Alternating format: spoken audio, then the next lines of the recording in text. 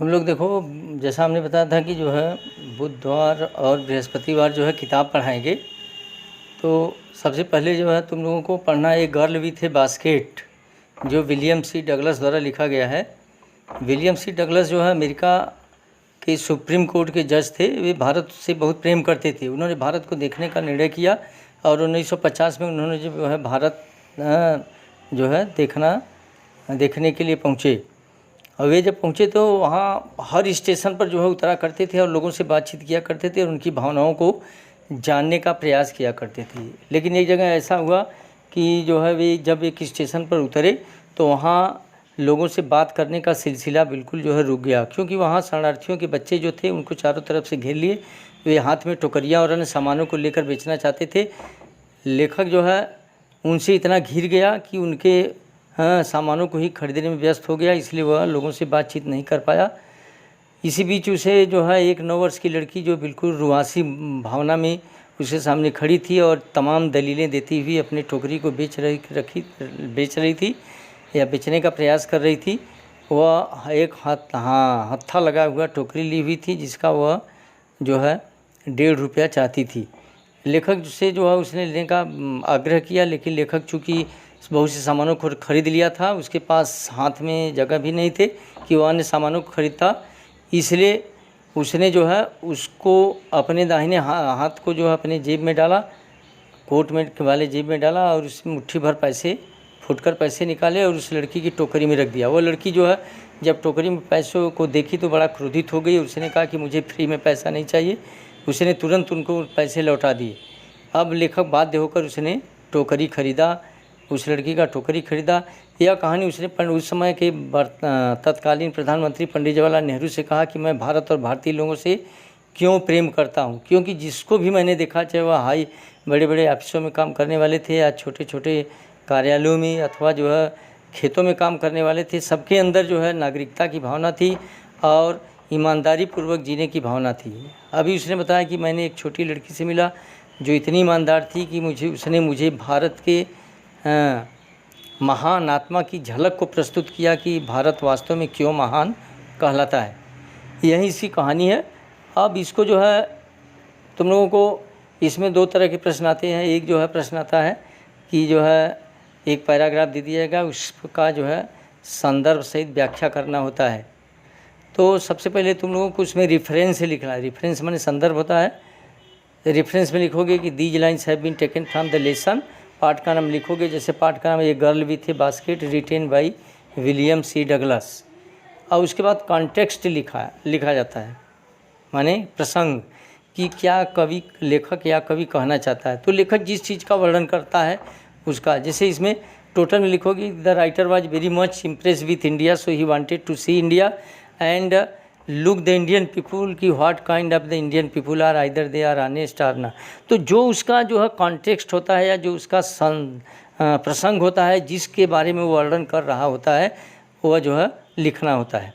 इसके बाद जो है व्याख्या करनी होती है। व्याख्या में जो है पूरा वर्णन करोगे कि the writer was very much impress with India so he wanted to look India once he got the chance in 1950 and he travel to India and he was the people of India and made so many peoples. पूरा व्याख्या में जो है तुमको लिखनी पड़ती है। इस तरह तुम लोगों को रेफरेंस, कॉन्टेक्स्ट और जो है एक्सप्लेनेशन लिखना होता है। अब जैसे एक पैराग्राफ का मैं पढ़ा रहा हूँ, उसको देखो।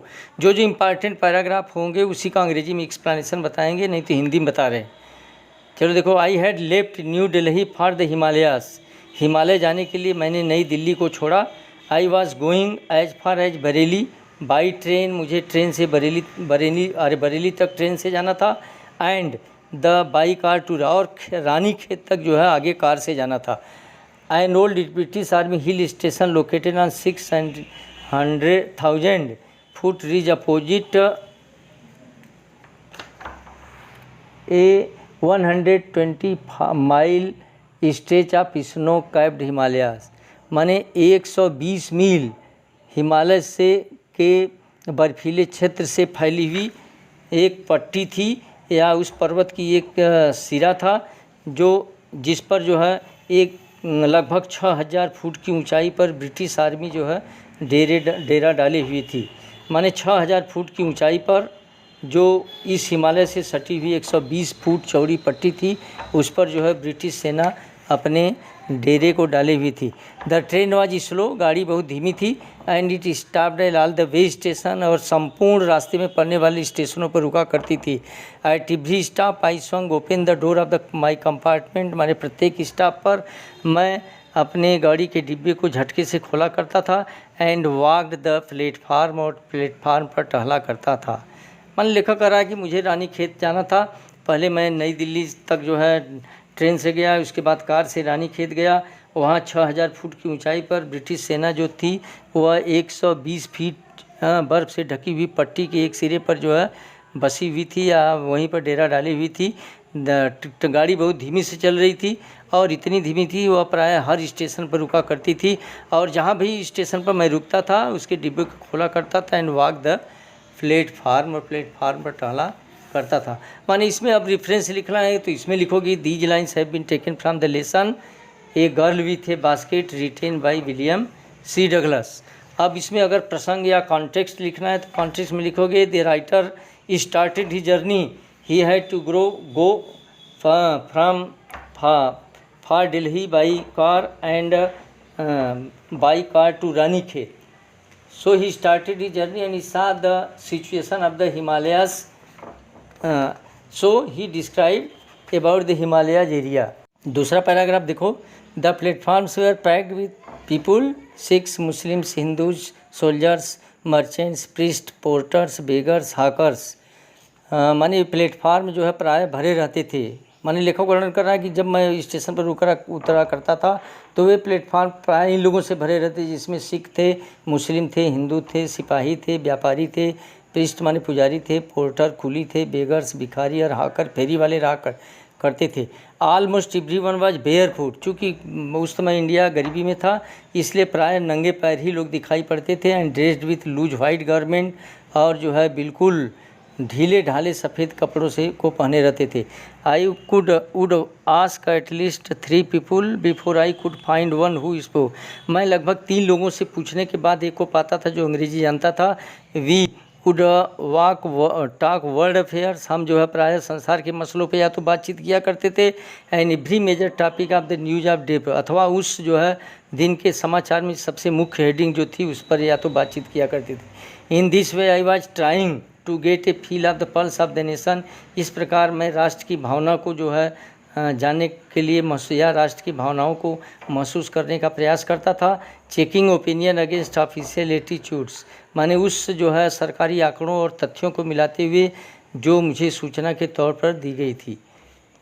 इसका अंग्रेजी में देखिए, माने the writer describes about the people from which from whom he got when he came down at the platform, he saw so many people in which there were Sikhs, Muslims, Hindus, soldiers, merchants, priests, porters, beggars, hawker, etc.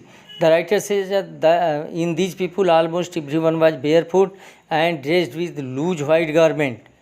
The writer asked at least 3 people before he could find one who spoke the English. When he found who spoke the English, he talked either the world affairs or the every major topic of the day produced. In this way, the writer was feeling of the pulse of the nation and checking the opinion against official attitudes and reports, because he was trying to get the feel of the pulse of the nation.